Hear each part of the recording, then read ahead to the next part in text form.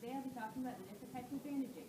My horse today is Royal, and if I had a handler, it would be because I did not know the specific behavior of my horse. However, I know that Royal is good, so I'm just going to use Prospect today. The different types of bandages I'll be going over are the polo wrap, standing wrap, stack wrap, wound bandage, and hoof bandage. Bandages are not actually used for support, but they are used to reduce or prevent swelling in the legs, to provide protection from impact, to provide warmth to stiff joints or to keep them warm.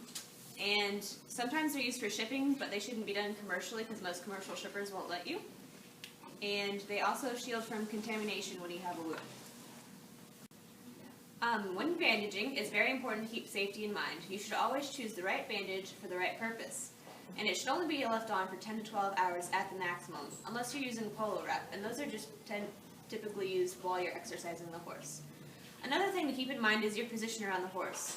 We never want to sit on the ground around the horse. Instead, when we're applying a bandage, we will mind the horse's body language, make sure that he's okay with us, and then we will squat while we apply the bandage.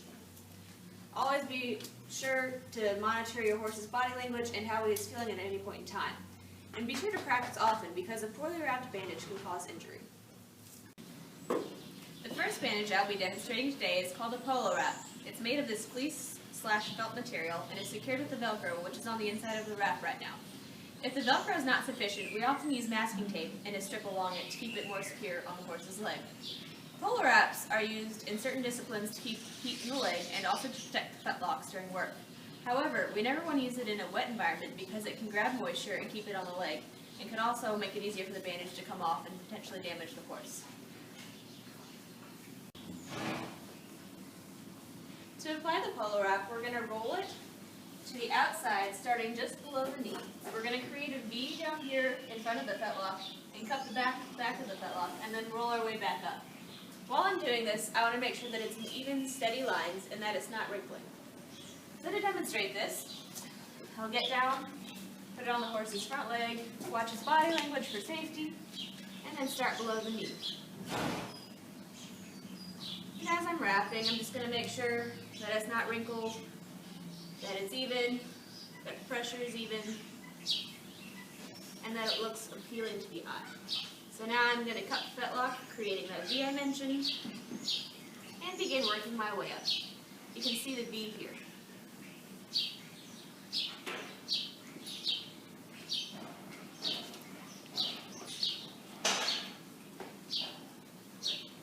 And now we're getting closer to the knee. And now I want to make sure that my Velcro lines up evenly. And so it does. And this polo wrap's Velcro is pretty good, so it's not going to need masking tape, but if I needed masking tape, I would spiral it similarly to the polo wrap around the leg once or twice. Now I'm going to check it to make sure it's good. If I shake it and it falls off, then my bandage is too loose. If I can't get a finger in, then the bandage is too tight. But this bandage is good. Now to take it off, I'm going to start with the Velcro. And we don't want to ever roll it back off the horse's leg because that would take too long, and if the horse does something, you could be in danger. So you want to do it swiftly and confidently. Rolling it up in one hand, not nervously, just quickly. Good boy. Like so. And to re-roll it, you would space it out, make sure it's not touching the ground, and then roll the Velcro back toward itself and roll it tightly back into the original wrap. The next bandage I'll be demonstrating is called a standing wrap. We use standing wraps to prevent and reduce swelling, to keep debris out of a wound, to keep a poultice or a sweat on, and it can only be left on for 10 to 12 hours at the max. We want to be careful to make sure it's not too tight or has uneven pressure because that can cause cording in the leg. And cording is basically when swelling is cut off to a certain part of the leg, and it can be irreversible, so we really want to avoid it at all costs.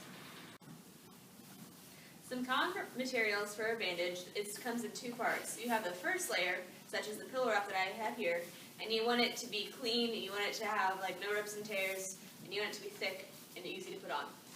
The second is the outer layer. Commonly, we use track wraps. They're decently stretchy, but not too bad. You always want to only stretch your wrap to about half of its stretchability. Other types of outer layer wraps include the knit wrap.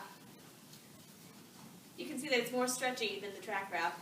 but I don't really like to use that one. Also, we have flannel. This is less commonly used because it has no stretch and it can cause cording more easily, so I don't use it as often. Now I will apply the standing bandage. Typically, the standing bandage will start at the middle of the knee and go down to the fetlock. So to start this out, I'm going to take my pillow, start on the opposite side of the leg like so, and I'm going to make sure that it's pretty tight, that there aren't any wrinkles, and that it has even pressure all the way around. So as I go, I'm going to be tucking in, making sure there aren't any wrinkles, like so.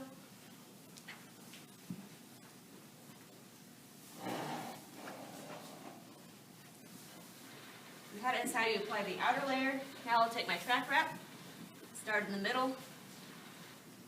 Again, even pressure, making sure there aren't any wrinkles along the way. And I want even, smooth spacing.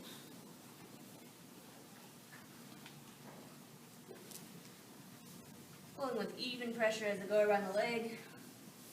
And you want about ½ inch of the pillow wrap to show at the bottom. So now I'm going to start my way back up.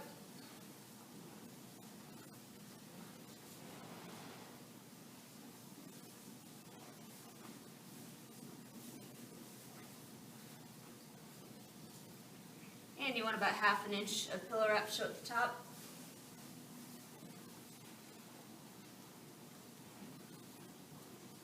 You want to make sure that the Velcro lines up evenly, that it's not loose here at the top. Like so. And typically we will also apply masking tape to make sure that the wrap is really secure. We also want to make sure that this spirals. A good method to doing this, start it way behind the Velcro here, so it comes all along, all of the Velcro, covers it, and spirals down for a lap, like so. Now to check this wrap, I want to make sure that it's not too tight but not too loose. So if I were to shake it and it would like slide down a little bit, then it'd be way too loose. But I need to get some fingers here at the top. That's good. Get down here.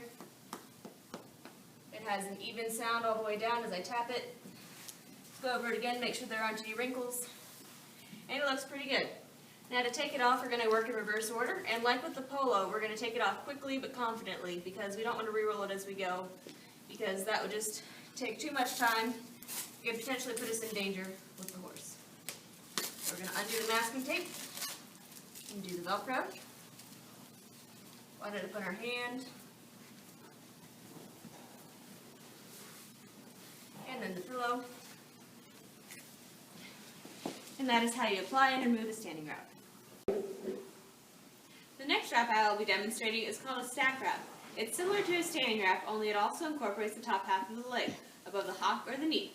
It's used to reduce or prevent swelling, and it can protect a wound above the knee or the hock. Again, like the standing wrap, only leave it on for a maximum of 12 hours. The materials for this wrap differ slightly because you need a longer wrap for the bottom to provide an anchor. You will need a total of 2 pillows and 3 track wraps, as well as your masking tape for this wrap. I will now demonstrate the application of the stack wrap. The first part is the anchor phase, or the bottom part of the wrap. You need to make sure that this is really secure so that it can hold the top of the wrap in place. It needs to be placed from the middle of the knee all the way down to the coronet band. So, we will apply this just like we did the standing, only with a longer bandage. Again, you want to start it off pretty snug, making sure there are no wrinkles, tucking it into itself like so. And it's okay to just take your time, make sure you get it right, because there's nothing worse than having to start your bandage all the way over when you've done the final part of the stack wrap.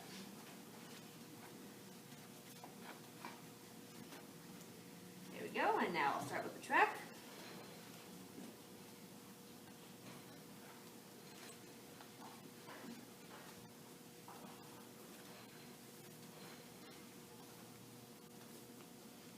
Again, just take your time to take out the wrinkles. Do your best to prevent cording.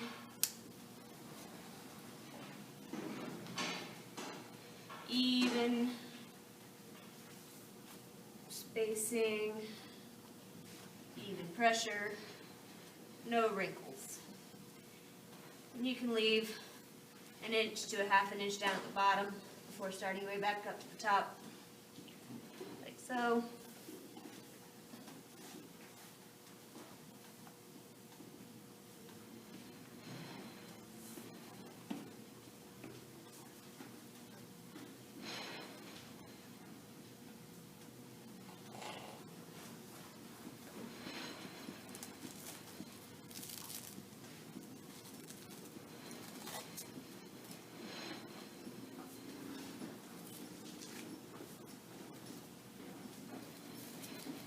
Again, make sure your Velcro aligned properly. Double check for some wrinkles. And you can secure it with masking tape as you did with the standing wrap. Okay. Make sure it goes over the Velcro and spiral down. And when you get to the end of the masking tape, it's helpful to fold it over and create this little tab to make getting the tape off easier later.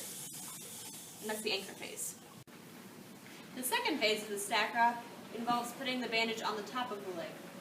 Now, you want to rest it just on top of your previous anchor wrap, and again, apply it the same way as the bottom. This can be a bit tricky because typically the top of the leg is wider than the knee. We just want to make sure it's on snug, it's tucked in, no wrinkles, even pressure, ready to go for the track wrap. Take my next track wrap, start it like so. Again, take my time, make sure it's on correctly, make sure there aren't any wrinkles. We're good. Even pressure, even spacing. Snug but not too tight. It's going to keep the wrap on.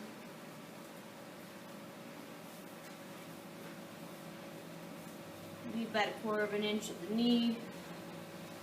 Work our way back up.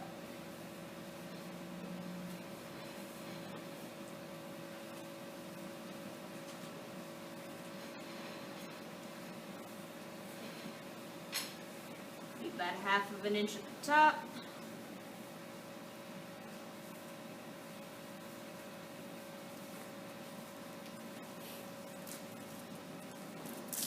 Again, make sure the Velcro lines up evenly.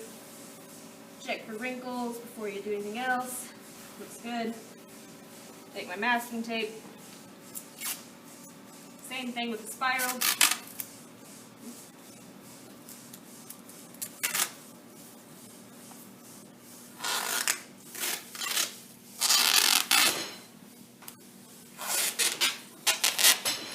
And make a tab.